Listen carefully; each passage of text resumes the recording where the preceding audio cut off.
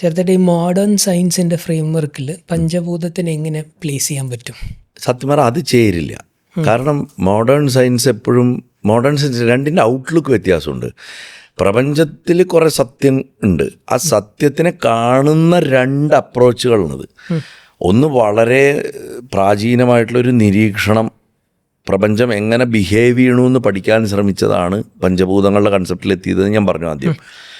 മറ്റേത് അങ്ങനെയല്ലല്ലോ. മറ്റേത് നമ്മൾ ഫിസിക്സും അല്ലെങ്കിൽ ക്വാണ്ടം മെക്കാനിക്സും അല്ലെങ്കിൽ മോളിക്കുലർ തലത്തിലുമൊക്കെയാണല്ലോ സയൻസ് അതിനെ കാണുന്നത്. സയൻസ് എല്ലാറ്റിനെയും ഒരു ക്വാണ്ടിഫൈ ചെയ്ത് ഒരു സ്ട്രക്ചറിലാണ്. കെമിസ്ട്രി അങ്ങനെയൊക്കെയാണ് പ്രപഞ്ചത്തിൻ്റെ ഘടന ഇതാക്കുന്നത്. പഞ്ചഭൂതം എന്ന് പറയുന്നത് പ്രകൃതിയുടെ ടോട്ടൽ ബിഹേവിയറുകളുടെ 5 കോർ ഐഡിയകളെ നിരീക്ഷിച്ച് മനസ്സിലാക്കി വെച്ചാണ്. രണ്ട് എക്സ്ട്രീമിലും പോകാൻ പറ്റില്ല. അതായത് പഞ്ചഭൂതം മുഴുവൻ നോൺസെൻസ് ആണെന്ന് പറയുന്ന അപ്രോച്ചും ശരിയാവില്ല. ഇപ്പുറത്ത് ക്വാണ്ടം ഫിസിക്സിൽ പറഞ്ഞിട്ടുള്ളത് തന്നെയാണ് വേദത്തിൽ പറയണമെന്ന് പറയുന്ന രീതിയും ശരിയല്ല. ഞാൻ മുമ്പ് നമ്മൾ നടരാജ വിഗ്രഹത്തിൻ്റെ പറഞ്ഞപ്പോൾ ഞാൻ പറഞ്ഞല്ലോ, ഋഷിമാർ ആന്തരിക ലോകത്ത് കണ്ടെത്തിയ ഒരു കാര്യവും അവരുടെ ഒബ്സർവേഷനിൽ കൂടെ പ്രകൃതിയുടെ ഒരു ബിഹേവിയർ കണ്ടെത്തി ഒരു താളം കണ്ടെത്തിയതും ഇപ്പുറത്ത് എന്താ പറയുക കണങ്ങളെക്കുറിച്ച് പഠിക്കുമ്പോൾ സയൻസ് കണ്ടെത്തുന്ന താളവും ഒരു പോയിൻ്റ് എത്തുമ്പോൾ കൺവെർജ് ഒരു പോയിന്റിൽ ഒന്നിച്ചു വരും. അപ്പോൾ അതിൻ്റെ ബ്യൂട്ടിയാണ് നമ്മൾ ഡിസ്കസ് ചെയ്യേണ്ടത്. അതേപോലെയാണ് പഞ്ചഭൂതങ്ങളുടെ കാര്യവും.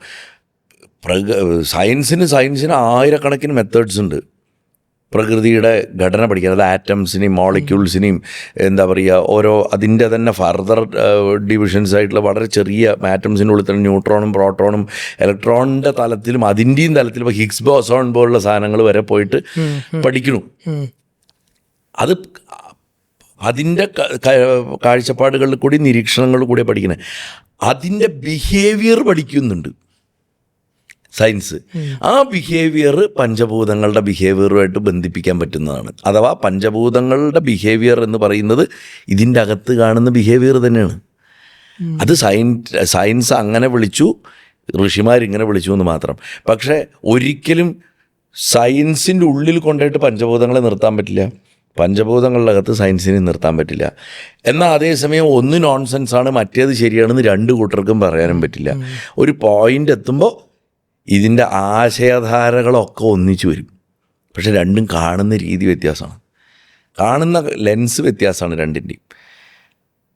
പഞ്ചഭൂതങ്ങൾ എപ്പോഴും പ്രപഞ്ചം എങ്ങനെ പെരുമാറണു എന്ന് പഠിക്കാൻ ശ്രമിച്ചതിൻ്റെ ഫലമാണ്. പ്രപഞ്ചം എന്തിനെ കൊണ്ടുണ്ടാക്കിയിരിക്കണു എന്ന് പഠിക്കുകയാണ് ചെയ്തത് സയൻസ്. മനസ്സിലായില്ലേ? ഒന്ന് ഹൗ ഇറ്റ് ബിഹേവ്സ് എന്ന് പഠിച്ചു, ഒന്ന് what it is made of എന്ന് പഠിക്കുകയാണ്. ആ what it is made of എന്ന് പഠിക്കണതിൻ്റെ ഉള്ളിൽ കൂടെ പോയിട്ടാണ് എങ്ങനെ പെരുമാറണമെന്ന് പഠിക്കാൻ ശ്രമിക്കുന്നത്. അത് പഠിക്കാൻ ശ്രമിക്കുമ്പോൾ വിശാലമായിട്ടുള്ള ഒരു കാഴ്ചപ്പാട് നോക്കിക്കഴിഞ്ഞാൽ ഓൾറെഡി അപ്പുറത്ത് എങ്ങനെയാണ് ഇത് ബിഹേവ് ചെയ്യണമെന്ന് പഠിച്ചത് ഇവിടെയും അതേമാതിരി തന്നെ കിട്ടും. കൺസീവ് ചെയ്യുന്ന ഒന്നായിരിക്കും. അതെ അതെ.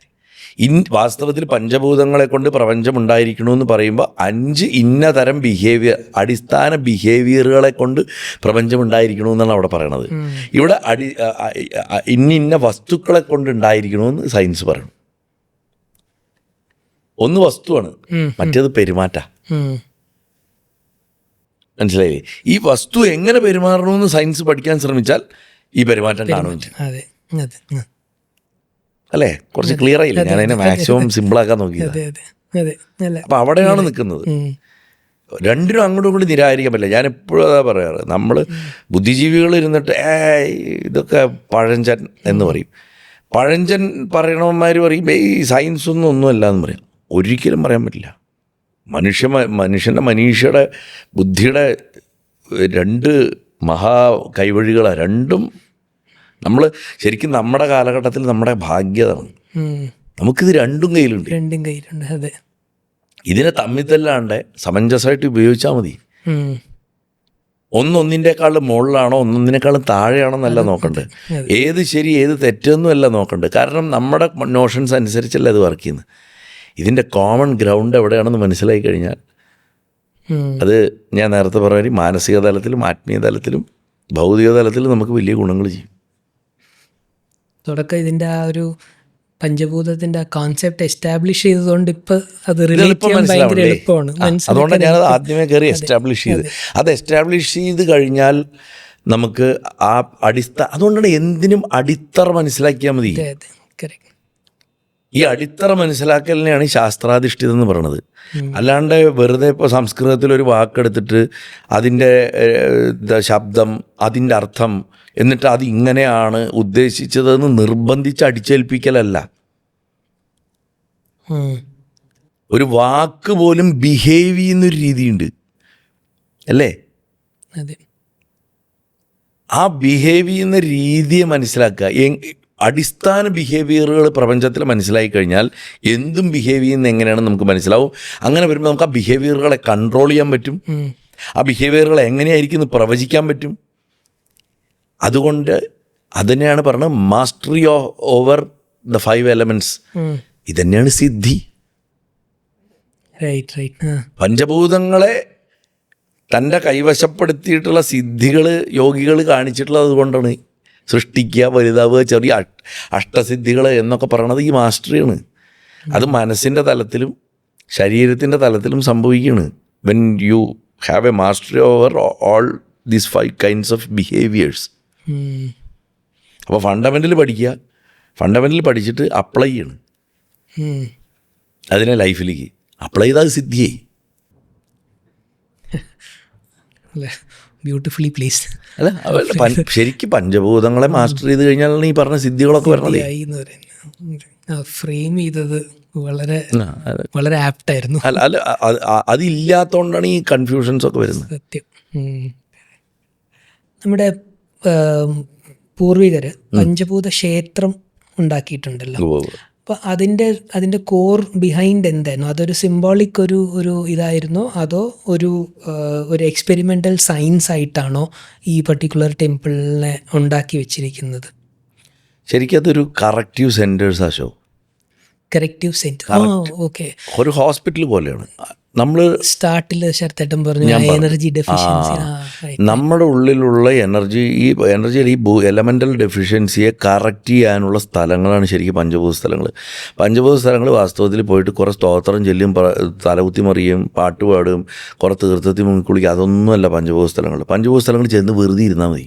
കുറേ വഴിപാട് കഴിക്കുക, കുറേ മന്ത്രം ചൊല്ലുകൊണ്ടൊന്നും ആവശ്യമില്ല. പ്രത്യേകിച്ച് ഈ ആകാശത്തിന് ചിദംബരം, വായുവിന് കാലഹസ്തി ഞാൻ നേരത്തെ പറഞ്ഞു, അഗ്നിക്ക് തിരുവണ്ണാമല അരുണാചലം, അല്ലെങ്കിൽ തിരുവാനേക്കാവൽ ജംബുകേശ്വരം എന്ന് പറഞ്ഞ ട്രിച്ചിയുടെ അടുത്ത്, ശ്രീരംഗത്തിൻ്റെ അടുത്ത്, അതേമാതിരി ഏകാമൃതനാഥം കാഞ്ചിയിൽ, ശിവകാഞ്ചിയിൽ, കാഞ്ചീപുരത്ത്. ഇത് വെറും ക്ഷേത്രങ്ങളല്ല. അതാത് എലമെൻ്റൽ പ്രോബ്ലംസ് ഉള്ളവർ ആ സ്ഥലത്ത് പോയിട്ട് ഇരുന്ന് കഴിഞ്ഞാൽ അവരുടെ ശരീരത്തിലും മനസ്സിലും ആത്മാവിലും ഉള്ള ആ എലമെൻറ്റുകളുടെ സ്വാധീനത്തിന്, ആ ബിഹേവിയറുകളെ എവിടെയാണോ അബറേഷൻ വന്നിട്ടുള്ളത് അത് കറക്റ്റ് ചെയ്ത് ബാലൻസിലാക്കാനുള്ള ഒരു എനർജി ഫീൽഡ് ഉണ്ടാക്കി വെച്ചിരിക്കുകയാണ്. അപ്പോൾ കാലഹസ്തി പോയി കഴിഞ്ഞാൽ വായു സംബന്ധമായിട്ടുള്ള എന്തെങ്കിലും എനർജി ഫീൽഡ് ഇഷ്യൂസ് ഉണ്ടെങ്കിൽ അതൊക്കെ കറക്റ്റാവും. ഓട്ടോമാറ്റിക്കലി രാഹു കറക്റ്റാവും, കേതു കറക്റ്റാവും. കാരണം സർപ്പം എന്നുള്ള കൺസെപ്റ്റ് തന്നെ വായുവിൻ്റെ ഇംബാലൻസുമായിട്ട് ബന്ധപ്പെട്ടാണ് നിൽക്കുന്നത്. വായുവിൻ്റെ ഇംബാലൻസ് കൊണ്ട് സംഭവിക്കുന്ന 2 കാര്യങ്ങൾ, ഒന്നുമില്ലെങ്കിൽ ഒരുപാട് എല്ലാം വേണം അകത്താക്കാനുള്ള ടെൻഡൻസി രാഹു, ഒന്നും വേണ്ട മടുപ്പ് കേതു. ഇത് രണ്ടും കറക്റ്റ് ചെയ്ത് തരും. വായു ബാലൻസ് ആകുമ്പോൾ വേണ്ടത് കഴിക്കും, വേണ്ടാത്തത് വേണ്ടാന്ന് പറയും. ഇതാണ് ശരിയായിട്ടുള്ള രാഹുപ്രീതി എന്ന് നമ്മൾ പറയണത്. അപ്പോൾ അതേപോലെ ശനിയായിട്ട് ബന്ധപ്പെട്ടിട്ടുള്ളത് തിരുവാനേക്കാവലിൽ ജംബുകേശ്വരത്ത് പോയ അപ്പ്, ജലം ശനിയുടെ സ്വഭാവത്തെ തണുപ്പിച്ചിടുക എന്നാണ്. ഊർജ്ജസ്വലതയില്ലാണ്ട് അത് ബാലൻസ് ചെയ്യുന്നത്, മടി കുറയ്ക്കുക. അതുമാതിരി ജീവിതത്തിൽ വരണ്ടു പോയി, ഒന്നുമില്ല, ഒരു ആർദ്രതയില്ലാത്ത ജീവിതം. ഈ ഒരുപാട് കടുംപിടുത്തങ്ങളും ദുർവാശികളും ചിട്ടകളും ഉള്ളവരുടെ ജീവിതത്തിൽ ആർദ്രത ഉണ്ടാവില്ല, സോഫ്റ്റ്നെസ് ഉണ്ടാവില്ല. ആ സോഫ്റ്റ്നെസ് വരാൻ ബെസ്റ്റാണ് ജലം കറക്റ്റ് ചെയ്യാനാണ് ഇവിടെ പോകുന്നത്. തിരുവനക്കാവലിൽ പോകുന്നത്. നേരെ മറിച്ച് ജലത്തിൻ്റെ അംശം കൂടുതലുള്ളവർ അത്തരം ക്ഷേത്രങ്ങളിൽ പോണത് കുഴപ്പമാണ്. അതിന് വെറുതെ ഒരു ടൂറിസത്തിനെന്ന് പറഞ്ഞിട്ട് പോകരുത്. വായുവിൻ്റെ എന്താ പറയുക, എക്സസ്സുകളുള്ളവർ, ഓവറായിട്ട് വായുവിൻ്റെ ചില വിഷയങ്ങൾ, ഇപ്പോൾ വല്ലാണ്ട മനസ്സിൻ്റെ സ്റ്റെബിലിറ്റി ഉള്ളവർ പോകുമ്പോൾ അതുമാതിരി എന്താ പറയുക, ഓവറായിട്ടുള്ള മൂവ്മെൻറ്റുകൾ വായുവിൻ്റെ ഉള്ളവർ പോകുന്ന സമയത്തും, അല്ലെങ്കിൽ ഒട്ടും മൂവ് ചെയ്യാതെ പോകുന്നവരും രാഹുവിന് കറക്റ്റ് ആവുന്ന പോലെ, അല്ലെങ്കിൽ കാലഹസ്തി പോയി കറക്റ്റ് ആവണ പോലെ അല്ല ജലത്തിൽ.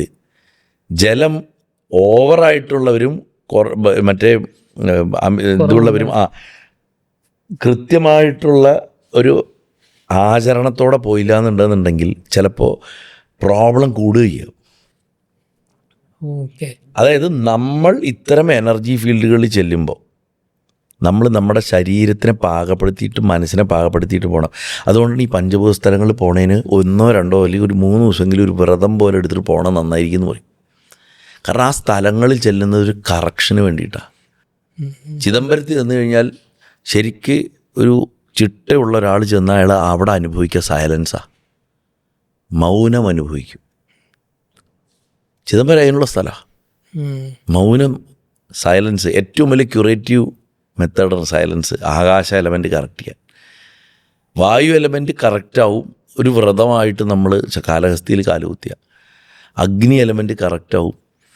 നമ്മൾ തിരുവണ്ണാമലയിൽ പോയാൽ. നേരെ മറിച്ച് ഒരുപാട് എരിച്ചിൽ, മുൻകോവും അതും ഇതും ഒക്കെ ഉള്ള ആൾക്കാർ തിരുവണ്ണാമലയിൽ ഒരു അണ്ടർസ്റ്റാൻഡിങ് ഇല്ലാണ്ട് പോയി കഴിഞ്ഞ് കഴിഞ്ഞാൽ അവർക്ക് കൂടുതൽ അഹങ്കാര സ്വഭാവം കൂടുക, കോപം കൂടുക, ഇതൊക്കെ കാണാം. കാരണം അത് ദേവൻ്റെ കുഴപ്പമല്ല, ആ അന്തരീക്ഷം അങ്ങനെയാണ്. ഉദാഹരണത്തിന് ഞാനൊരു എക്സാമ്പിൾ പറയാം. നമ്മുടെ ശരീരം പാകപ്പെട്ടിട്ടില്ലെങ്കിൽ അത് വിയേർഡായിട്ടാണ് ബിഹേവ് ചെയ്യുക എനർജി ഫീൽഡുകളിൽ. പിന്നാൾ സ്പെയിനിൽ നിന്നൊരു സ്ത്രീ വന്നു, കൊടുങ്ങല്ലൂർ. അവർ ഷൂട്ട് ചെയ്തുകൊണ്ട് അവർ തുള്ളി ചാടി മറി. കാരണം ആ എനർജി ഫീൽഡിൽ അവരുടെ ശരീരത്തിന് ഉൾക്കൊള്ളാൻ സാധിക്കും. അത് ഭഗവതി വിരലല്ല, അത് കുണ്ഡലിനി ഉയർന്നിട്ടുള്ള ഭഗവതി വിരൽ വെളിച്ചപ്പാടന്മാരിൽ സംഭവിക്കുന്നതാണ്. അതല്ലാണ്ട് ഈ തുള്ളി മറിഞ്ഞ് വരുന്നത് എന്താ വെച്ചാൽ സൈക്കോസമാറ്റിക് റിയാക്ഷൻസ് ആണ്. അതെന്തുകൊണ്ടാണ് പറയണത്? ദേവതയുടെ ചൈതന്യത്തിൻ്റെ ഫീൽഡിൽ ഈ പറഞ്ഞ എലമെൻറ്റുകൾ കയറി നിൽക്കുന്നുണ്ട്. പാളിയായതുകൊണ്ട് എന്തായാലും കത്തി നിൽക്കുക അഗ്നിയാണ്. അഗ്നിയുടെ സ്വഭാവം കത്തി നിൽക്കുന്ന സ്ഥലത്ത് ആ സ്വഭാവത്തിന് അല്ലെങ്കിൽ ആ ചൈതന്യത്തിന് ഉൾക്കൊള്ളാൻ പറ്റാത്തൊരു ശരീരം ആ ഫീൽഡിൽ പ്രവേശിക്കുമ്പോൾ എല്ലാ എലമെൻറ്റുകളും ശോഭിക്കും, പഞ്ചഭൂതങ്ങളും ശോഭിക്കും, അഗ്നി അതിൽ ആളി നിൽക്കും. അപ്പം നാച്ചുറൽ എന്തുണ്ടാവും? ഒരു കാറ്റത്ത് പെട്ട ഇലയുടെ അവസ്ഥയായിരിക്കും. അതങ്ങോട്ട് വിറയ്ക്കാണ്. അപ്പോൾ ബോഡിക്ക് അനിയന്ത്രിതമായിട്ടുള്ള ഷെയ്ക്കിങ് സംഭവിക്കും. ഇതാണ് ഒരു എക്സാമ്പിൾ പറഞ്ഞാണ്. ആ ഒരു എനർജി ഫീൽഡിൻ്റെ പ്രത്യേകത അത് അന്തരീക്ഷത്തിൻ്റെ ശക്തിയാണ്. ആ സമയത്ത് നോർമൽ ഗതിയിലെ കൊടുങ്ങല്ലൂർ ക്ഷേത്രത്തിൻ്റെ അകത്ത് നമുക്കത് ഫീൽ ചെയ്യും. ഭരണിക്കാലത്ത് അത് എത്രയോ പേരുടെ ചൈതന്യത്തിനെ മുഴുവൻ അവരുടെ ഒക്കെ പഞ്ചഭൂത ചൈതന്യങ്ങളെ അവിടെ കൊണ്ടുവന്നിട്ട് സമർപ്പിക്കുമ്പോൾ ആ പഞ്ചഭൂത ചൈതന്യങ്ങൾ മുഴുവൻ ഹൈറ്റൻഡ് ആയിട്ടുള്ളൊരു വൈബ്രേഷൻ സ്റ്റേറ്റിലായിരിക്കും നാച്ചുറലി. അനവധി പേരുടെ കലക്റ്റീവ് ബിഹേവിയർ ഒരു സെൻട്രൽ ബിഹേവിയറായിട്ട് മാറും.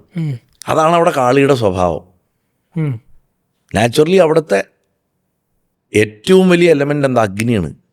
ചുവന്ന പട്ട് തന്നെ അഗ്നിയാണ്. ചുവന്ന നിറങ്ങളും പഞ്ചഭൂതങ്ങളും ഭയങ്കര പ്രത്യേകതയുണ്ട്. മഞ്ഞ പൃഥ്വിയിൽ വരുന്നത് മാതിരി നീല ഇതിൽ ജലത്തിൽ വരുന്നത് ഇങ്ങനെ കണക്കുണ്ട്. അത് നിറങ്ങളുടെ ശാസ്ത്രമായിട്ട് വന്നി. ചുവപ്പ് എപ്പോഴും അഗ്നിസൂചകമാണ്. അഗ്നി അണിഞ്ഞിട്ടാണ് വരുന്നത്. അഗ്നി അണിഞ്ഞ് മനഃശക്തിയുടെ എന്തിനേയും വിവേചിച്ചിരണം, നന്മതിന്മകളെ വിവേചിച്ചിരണം പള്ളിവാൾ കൈ പിടിച്ചിട്ടാണ് വരുന്നത്. ഒരു കോമരം അനിയന്ത്രിത ശക്തിയാണെന്ന് കാണിക്കാൻ മുടി അഴിച്ചിട്ടിരിക്കുന്നു. മനസ്സിലായില്ലേ? കുണ്ഡലിനിയുടെ ഉയർച്ച കുറിക്കാൻ വേണ്ടിയിട്ടാണ് ഈ കച്ചമണിയും ചലമ്പും ഒക്കെ കൊണ്ടുവരുന്നത്. അപ്പം നാച്ചുറലി എന്താ അവിടെ ഭൂതങ്ങൾ ക്ഷോഭിക്കുന്നുണ്ട് ഇന്ന പോസിറ്റീവ് വേ. പക്ഷേ ആ അന്തരീക്ഷത്തിൽ വന്ന് നിൽക്കുന്ന ആൾക്കാരുടെ ഭൂതങ്ങളും ക്ഷോഭിക്കും ഇന്ന വെരി നെഗറ്റീവ് വേ. അപ്പം ഈ എടുത്തെറിഞ്ഞ മാതിരി കണ്ടോണ്ട് നിൽക്കണവനൊക്കെ തുള്ളും. മനസ്സിലായില്ലേ? ഈവൺ ഈ ബാധയുടെ ശാസ്ത്രം പോലും പഞ്ചഭൂതങ്ങളുമായിട്ട് ബന്ധിപ്പിക്കാം. ചോറ്റാനിക്കരയിൽ കീഴ്ക്കാവിൽ ബാധാവൃത്തിയെക്കുറിച്ചുള്ള പഠനങ്ങളെപ്പോലും പഞ്ചഭൂതങ്ങളുമായിട്ട് യോജിപ്പിക്കാൻ സാധിക്കും. അത്ര സൂക്ഷ്മമായിട്ടുള്ളൊരു ബിഹേവിയറൽ സ്റ്റഡിയാണ് ഈ ഋഷിമാർ നടത്തിയിട്ടില്ല. അവർ പ്രപഞ്ചത്തിൻ്റെയും വ്യക്തിയുടെയും ഇൻഡിവിജ്വലിൻ്റെയും ബിഹേവിയറൽ സ്റ്റഡി നടത്തി കണ്ടുപിടിച്ചാണ്. അവരുടെ സ്കൂൾ സയൻസിൻ്റെ വഴി വേറെയായിരുന്നു, ഇന്നത്തെ സയൻസിൻ്റെ വഴി വേറെയാണെന്നുള്ളേ ഉള്ളൂ. ഇത് അങ്ങോട്ട് പോകണം ചെളിവാരി എറിഞ്ഞിട്ട് കാര്യമില്ല. അപ്പോൾ അതൊന്ന്. അപ്പം നമ്മൾ പറഞ്ഞു വന്നത് എന്തായിരുന്നു, നമ്മൾ ആ ഇതിൻ്റെ ബിഹേവിയറിൻ്റെ കാര്യമല്ലേ പറഞ്ഞു വന്നത്. ഞാൻ അഗ്നിയുടെ എത്തിയപ്പോഴാണ് ഞാൻ ഈ വെളിച്ചപ്പാടിൻ്റെ ഇതിലേക്ക് പോയത്. അതെ അതെ. ഇതേപോലെ തന്നെ പഞ്ചഭൂത സ്ഥലങ്ങളിൽ നമ്മൾ ഇപ്പോൾ തിരുവണ്ണാമലയുടെ കാര്യം പറഞ്ഞു. അതേമാതിരി നമ്മളിപ്പോൾ തിരുവനക്കാവിൽ ജംബുകേശ്വരത്ത് പോകുമ്പോൾ ജലത്തിൻ്റെ ബാലൻസിങ് ആണ് ഇതേമാതിരി നടക്കുന്നത്. അത് പറഞ്ഞപ്പോഴായിരുന്നു ശരത്തേട്ടൻ ആ ഒരു ചിട്ടയോടെ വേണം പോകാനെന്ന്. ചിട്ടയോടെ പോകണം. അപ്പം അങ്ങനെ പോകുമ്പോഴാണ് നമുക്ക് അതാത് സ്ഥലത്തിനെ ഉൾക്കൊള്ളാൻ പറ്റുള്ളൂ. ഏത് ക്ഷേത്രത്തിലേക്കും പോകുമ്പോഴും ശരിക്കും പഞ്ചഭൂതങ്ങളുടെ കറക്ഷൻ തന്നെയാണ് നടക്കുന്നത്. പക്ഷെ അതിന് വേണ്ടിയിട്ട് ഓരോ എലമെൻറ്റിന് വേണ്ടിയിട്ട് ഓരോ സ്പെഷ്യലിസ്റ്റ് സെൻറ്ററുകൾ ഉണ്ടാക്കി വെച്ചതാണ് ഈ പഞ്ചഭൂത ക്ഷേത്രങ്ങളെന്നേ ഉള്ളൂ. ഇപ്പോൾ ഗുരുവായൂർ പോകുമ്പോൾ ഒരു സർട്ടൺ സെറ്റ് ഓഫ് എലമെൻറ്റ്സ് അവിടെ കറക്റ്റ് ആവുന്നുണ്ട്. കൊടുങ്ങല്ലൂർ പോകുമ്പോൾ ആവുന്നുണ്ട്, പത്മനാഭസ്വാമി പോകുമ്പോൾ ആവുന്നുണ്ട്, ദ്വാരകയിൽ പോകുമ്പോൾ ആവുന്നുണ്ട്. എൻഡ് ഓഫ് ദി ഡേ എന്താണ് ഒരു തീർത്ഥയാത്ര കൊണ്ട് എനിക്ക് സൗഖ്യമായി, ഒരു സുഖം തോന്നി എന്ന് പറയുന്നത് എലമെൻറ്റുകൾ ബാലൻസിൽ വരണുണ്ടാ. ഇനി ചില ആൾക്കാർക്ക് ചില തീർത്ഥകേന്ദ്രങ്ങളിൽ ചെല്ലുമ്പോൾ ഒട്ടും സുഖം തോന്നില്ല, അവർക്ക് വന്നതിന് ശേഷം അസുഖമൊക്കെ ഇരിക്കും. അത് ആ പഞ്ചഭൂതങ്ങൾ ഇംബാലൻസ് ആയതുകൊണ്ടാണ്. അത് സ്ഥലങ്ങളുടെ പ്രശ്നമല്ല, നമ്മുടെ ശരീരത്തിൽ അത് ബിഹേവ് ചെയ്യണതിൻ്റെ വൈചിത്ര്യം കൊണ്ടാണ്. നമ്മുടെ ശരീരത്തിനെ നമ്മൾ പാകപ്പെടുത്താണ്ട് കൊണ്ടുപോയി, നമ്മുടെ മനസ്സിനെ പാകപ്പെടുത്താണ്ട് കൊണ്ടുപോയി. ഇന്ന അമ്പലത്തിൽ പോയതിനു ശേഷം എന്നും മനസ്സിനൊരു സ്വൈര്യമില്ല പറയും ചിലർ. കാരണം എന്താ, നിങ്ങൾ പാകപ്പെടാണ്ട് അവിടെ പോയി, അതുകൊണ്ട് സംഭവിച്ചാണ്. പാകപ്പെട്ടു പോയാൽ കറക്ഷൻ നടക്കട്ടെ, കറക്ഷൻ നടക്കും. പിന്നെ ചില കറക്ഷനുകൾ നമ്മളെ ഒലയ്ക്കും, അതുകൊണ്ട് മനസ്സിലായില്ലേ. എൻഡ് ഓഫ് ദി ഡേ ഇത് ഭൂതങ്ങളുടെ കറക്ഷനാണ് ഇത് മുഴുവൻ. പൃഥ്വി കറക്ഷൻ പിണ്ഡത്തിൻ്റെ ശരീരത്തിൻ്റെതായിട്ടുള്ള പല പ്രശ്നങ്ങളും, അമിതമായിട്ട് ഈ ദേഹം ക്യാരി ചെയ്യാൻ തന്നെ ഒരു ബുദ്ധിമുട്ട് തോന്നുക, ഗ്രൗണ്ടഡ് അല്ലാണ്ട് തോന്നുക, ഇതൊക്കെ ഏകാംബരനാഥനിൽ പോയി തൊഴുതാൽ ശരിയാവാറുണ്ട്. അവിടെ പോയിരുന്നാൽ മതി. ഒരു മുഹൂർത്തകാലം 48 മിനിറ്റെങ്കിലും നമ്മൾ അതാത് ക്ഷേത്ര പരിസരങ്ങളിൽ മൗനമായി ഇരിക്കണം. എവിടെയെങ്കിലും ഇരുന്നാൽ മതി ആ ക്ഷേത്രത്തിൻ്റെ. അതിന് കുറഞ്ഞതൊരു 3 ദിവസത്തെങ്കിലും ചിട്ടയായിട്ടുള്ളൊരു വ്രതം എടുത്തിട്ട് പോവുക. ആ ചൈതന്യത്തെ സ്വീകരിക്കാൻ തയ്യാറായി പോകുമ്പോൾ ആ എലമെൻ്റൽ കറക്ഷൻ ബോഡിയിൽ നടക്കും. ഇങ്ങനെ വേണം പഞ്ചഭൂത ക്ഷേത്രങ്ങളെ സമീപിക്കാൻ. പക്ഷേ ഏത് ക്ഷേത്രവും കറക്റ്റീവ് യന്ത്രങ്ങളാണ്, കറക്ഷനുള്ളതാണ്. നമ്മുടെ കയ്യിൽ എന്ത് ഇംബാലൻസിൽ നിൽക്കണോ അതിനെ ബാലൻസ് ചെയ്യുക. എന്ത് ഡെഫിഷ്യൻസി ഉണ്ടോ ആ ഡെഫിഷ്യൻസിയെ മാറ്റുക. അതന്നെയാണല്ലോ ഭഗവാൻ ഗീതയെ പറഞ്ഞ യോഗക്ഷേമം വഹാമ്യഹം എന്ന് പറഞ്ഞാൽ എന്താ, ഉള്ളതിനെ നിലനിർത്തണം, ഇല്ലാത്തതിനെ തരണം. ഇത് കറക്റ്റ് ചെയ്യൽ തന്നെയാണ് പ്രപഞ്ചത്തിലെ ജീവിതം മുഴുവൻ. എന്ത് റിസോഴ്സ് പറഞ്ഞാലും അതും പഞ്ചഭൂതങ്ങളല്ലേ, അതിലത്തെ ബിഹേവിയറുകളല്ലേ. പണമാണെങ്കിലും സ്ഥാനമാനങ്ങളാണെങ്കിലും എന്താണെങ്കിലും ഈ പഞ്ചഭൂതങ്ങളായിട്ട് റിലേറ്റ് ചെയ്യാൻ പറ്റും. അപ്പം അതിനെ കറക്റ്റ് ചെയ്യണം. നമ്മൾ വഴിപാടുകൾ കഴിക്കുന്നു, എന്താ, ഇന്നിന്ന ഭൂതങ്ങളുടെ ഡെഫിഷ്യൻസികളെ കറക്റ്റ് ചെയ്യാൻ ഇന്നിന്ന വഴിപാടുകൾ കഴിക്കുമ്പോൾ ആ ഇന്നിന്ന ഭൂതങ്ങൾ ശരീരത്തിൽ ബാലൻസ്ഡ് ആവണം. അങ്ങനെ ബാലൻസ്ഡ് ആവണേനാണ് ഈശ്വരപ്രീതി, നവഗ്രഹപ്രീതി എന്നൊക്കെ പറയണത്. ഓട്ടോമാറ്റിക്കലി നമുക്ക് നടക്കേണ്ട കാര്യം നടക്കണം. അപ്പോൾ വഴിപാടുകളുടെ ശാസ്ത്രത്തിൽ പോലും പഞ്ചഭൂതങ്ങൾ ഇരിപ്പുണ്ട്. എന്തുകൊണ്ട് ഇന്നിന്ന നേദ്യദ്രവ്യങ്ങൾ നിശ്ചയിച്ചിരിക്കുന്നു, ഇന്നതിന്. ശാസ്താവിന് എള്ളു പായസം, ദേവിക്ക് കടും പായസം, ഗുരുവായൂരപ്പന് പാൽപ്പായസം. ഇതുപോലും ഭൂതങ്ങളുടെ പഞ്ചഭൂതങ്ങളുടെ കാഴ്ചപ്പാടിൽ കാണാൻ പറ്റും നമുക്ക്, അല്ലേ. അപ്പോൾ എന്തിൻ്റെയും കോറിലിരിക്കുന്ന ബിഹേവിയറിനെ പഠിക്കാൻ ഋഷിമാർ ശ്രമിച്ചത് കൊണ്ടാണ്. U correct that behaviour, proportion of that behaviour, then your entire behavior will be balanced. അതാണ് അതിൻ്റെ ഐഡിയ. അപ്പോൾ പഞ്ചഭൂത സ്ഥലങ്ങളും അതിനുള്ളതാണ്. ഇത് കറക്റ്റ് ചെയ്യുന്ന സ്ഥലങ്ങളാണ്. ഓക്കെ. കേരളത്തിൽ ഇതേപോലെ സ്പെസിഫിക് ആയിട്ടുള്ള ഭൂതസ്ഥലങ്ങളില്ല, ഭൂതസ്ഥലങ്ങളായിട്ടില്ല. പക്ഷേ സെറ്റ് ഓഫ് പ്രോബ്ലംസ് കറക്റ്റ് ചെയ്യാനുള്ള സ്ഥലങ്ങളുണ്ട്. അതിനാണ് ഇന്നിന്ന അമ്പലങ്ങളിൽ പോയി ഇന്നിന്നെ നടക്കുന്നു നമ്മൾ പറഞ്ഞതിൻ്റെ അടിസ്ഥാനം എന്താണ്. അതും പറഞ്ഞല്ലേ, ക്ഷേത്രങ്ങൾ എനർജി ബാലൻസിങ് സ്പേസ് ആയിട്ടാണ്. അതുകൊണ്ട് ശബരിമല യാത്രയുടെ കാര്യം ഞാൻ പറയാം. ശബരിമല യാത്ര ഒരു ഹോൾസം കറക്ഷൻ ഓഫ് പഞ്ചഭൂതാസ. ശരിക്കും ആ 42 ദിവസത്തെ വ്രതം യാത്രയല്ല, വ്രതം. ആ 42 ദിവസം കൊണ്ട് കറക്റ്റ് ചെയ്തിട്ട് നമ്മൾ ഭഗവാന്റെ മുന്നിൽ പോയിട്ട് നിൽക്കുന്ന സമയത്ത് നമ്മളൊരു ടോട്ടൽ കറക്ഷനോട് അച്ചീവ് ചെയ്യണം.